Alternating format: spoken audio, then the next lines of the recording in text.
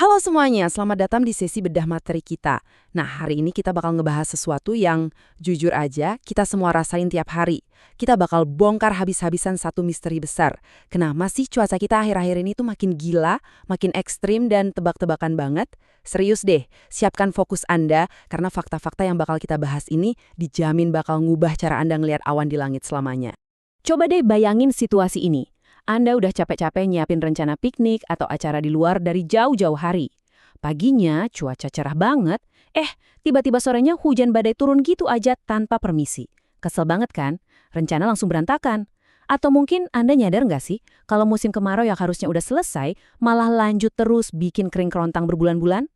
Buat para petani kita, hujan yang turun di waktu yang salah ini harfiah bisa menghancurkan panen mereka loh. Ini bikin frustrasi banget. Tapi aslinya ini tuh bukan sekedar kebetulan atau karena ya cuaca kan emang susah ditebak. Enggak gitu. Ada sesuatu yang jauh lebih fundamental yang lagi terjadi di atas sana. Jadi buat mecahin misteri ini kita punya peta jalan nih. Kita bakal mulai dari bedanya cuaca dan iklim, terus ngebahas fenomena selimut bumi yang makin tebal, mesin cuaca yang lagi rusak, bukti nyatanya di Indonesia, sampai masa depan yang ternyata ada di tangan kita. Oke, kita masuk ke bagian pertama. Cuaca versus iklim. Dua hal yang sering banget disamain.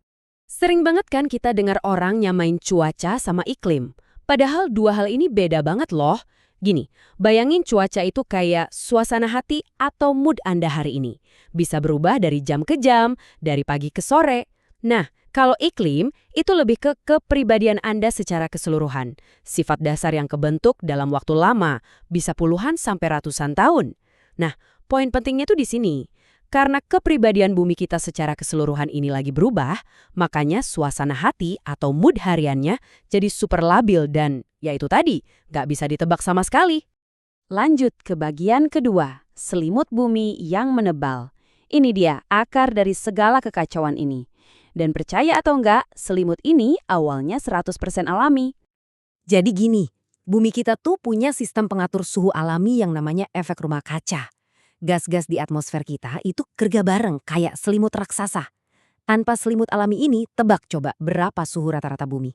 Minus 18 derajat Celcius. Bayangin aja kehidupan yang kita tahu sekarang ini bakal mustahil banget ada. Jadi ya, efek rumah kaca itu sendiri sebetulnya bukan penjahatnya. Masalahnya adalah kita tanpa sengaja udah ngebebani sistem ini terlalu berat. Masalah utamanya tuh selimut bumi kita sekarang ketebalan. Semenjak revolusi industri di abad ke-19, kita umat manusia mulai bakar bahan bakar fosil, kayak batu bara, minyak bumi, dan gas alam dalam skala yang gila-gilaan. Terus apa efeknya? Maksudnya gini, kita secara nggak langsung lepasin karbon dioksida yang udah tersimpan rapi selama jutaan tahun ke udara. Dan itu semua kita lakukan cuma dalam waktu 2 abad aja, 200 tahun. Dan ini dia fakta yang bikin merinding. Sekarang ini, konsentrasi karbon dioksida di atmosfer kita ada di titik tertinggi dalam 3 juta tahun terakhir. 3 juta tahun, ini tuh jauh banget melampaui kondisi apapun yang pernah dirasain sama peradaban manusia modern. Hasilnya simpel sih, kalau pakai matematika, selimut yang makin tebal udah pasti bikin planet kita makin panas dan cuacanya makin liar. Masuk ke bagian ketiga, mesin cuaca yang rusak. Terus pertanyaannya, gimana ceritanya suhu yang lebih panas bisa bikin cuaca jadi sekacau ini? Oke, mari kita bedah fisikanya sedikit.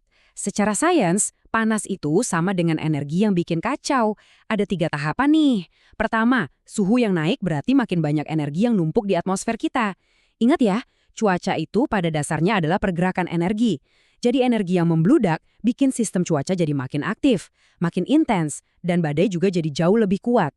Nah, langkah kedua dan ketiga ini bakal ngejelasin kenapa efeknya kerasa banget buat kita. Coba perhatiin angka 7% ini. Setiap kali suhu global naik 1 derajat Celcius aja, atmosfer kita tuh sanggup nampung sekitar 7% uap air lebih banyak. Nah ini dia jawaban kenapa hujan zaman sekarang kalau turun tuh airnya masih banget. Gerimis yang dulunya biasa aja, sekarang gampang banget berubah jadi hujan lebat. Dan hujan lebat bisa langsung jadi badai atau curahan hujan yang super ekstrim. Langkah ketiganya itu ada hubungannya sama yang namanya arus jet atau jet stream. Ini tuh kayak sungai angin kencang di atas atmosfer sana yang tugasnya ngatur pola cuaca dunia. Arus ini bisa gerak karena ada beda suhu antara kutub utara dan daerah tropis. Tapi masalahnya, kutub utara kita sekarang memanas 2-4 kali lebih cepat dibanding tempat lain. Karena beda suhunya makin tipis, arus jet ini jadi melambat, jalannya berkelok-kelok, dan nggak stabil. Terus efeknya apa? Sistem cuaca jadi macet. Makanya, nggak heran kalau satu daerah bisa diguyur hujan terus-terusan berhari-hari, sementara daerah lain malah kejebak kekeringan parah. Bagian keempat, bukti nyata di Indonesia. Dan ya, ini terjadi saat ini juga, di sekitar kita. Penjelasan sains tadi itu bukan cuma ramalan masa depan. Semua sains tadi adalah realitas yang lagi nampar kita banget di Indonesia hari ini. Coba lihat petani kita, mereka sekarang udah nggak bisa lagi ngandelin insting atau pola cuaca turun-turunun buat nentuin musim tanam. Ini bahkan udah dikonfirmasi langsung loh sama BMKG. Kita juga disuguhin berita rekor hujan ekstrim dan banjir bandang di mana-mana. Terus, di sisi lain, kita ngadepin siklus kekeringan El Niño yang makin parah gara-gara pemanasan global. Ini yang memicu kebakaran hutan dan lahan gambut hebat di Sumatera dan Kalimantan. Yang paling ngeri dari kebakaran ini tuh efek lingkaran setannya. Kebakarannya diperparah sama perubahan iklim. Asap karbon dari kebakarannya malah bikin perubahan iklim makin ngebut. Belum lagi rekor gelombang panas yang bikin kita semua gerah luar biasa akhir-akhir ini di Asia Tenggara. Terakhir, bagian kelima, masa depan di tangan kita. Melihat semua bukti ini, wajar banget kalau kita ngerasa cemas. Tapi tenang, kita masih punya jalan keluar. Kalau kita diam aja dan nggak ngurangin emisi secara drastis, data dari IPCC udah ngasih gambaran persis apa yang bakal kita hadapin. Coba lihat perbedaannya ya. Di wilayah Indonesia Timur, proyeksinya mereka bakal ngadepin musim kemarau yang jauh lebih panjang dan lebih parah. Kebalikannya, di Indonesia Barat, curah hujannya justru bakal makin ekstrim. Dan secara global, peristiwa cuaca super ekstrim yang tadinya tuh cuma muncul sekali dalam 100 tahun, malah bakal jadi rutinitas yang terjadi setiap beberapa tahun sekali. Ini beneran jalur yang lagi kita lewatin sekarang kalau kita nggak ngelakuin apa-apa. Tapi, nah ini dia kabar baiknya. Sistem iklim kita itu sensitif banget dan dia merespon langsung apapun tindakan kita. Jadi, kekacauan ini bukan takdir mati yang nggak bisa diubah kok. Kalau kita bisa ngerem dan menstabilkan gas rumah kaca, misalnya dengan pindah ke energi terbarukan, ngelindungin hutan kita, dan ngedorong kebijakan yang mikirin masa depan jangka panjang, kita beneran bisa memperlambat laju perubahan ini. Cepat atau lambatnya kerusakan ini ujung-ujungnya ada di tangan kita hari ini.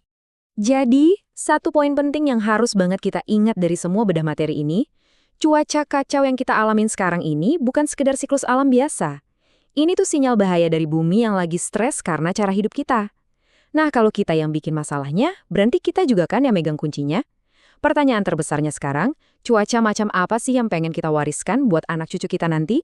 Saya harap sesi ini bisa ngasih Anda wawasan baru dan dorongan buat mulai lebih peduli sama masa depan planet kita. Jangan lupa bagikan penjelasan ini biar makin banyak yang paham ya. Terima kasih banyak udah ngikutin sesi bedah materi ini sampai habis, dan sampai jumpa di pembahasan seru berikutnya.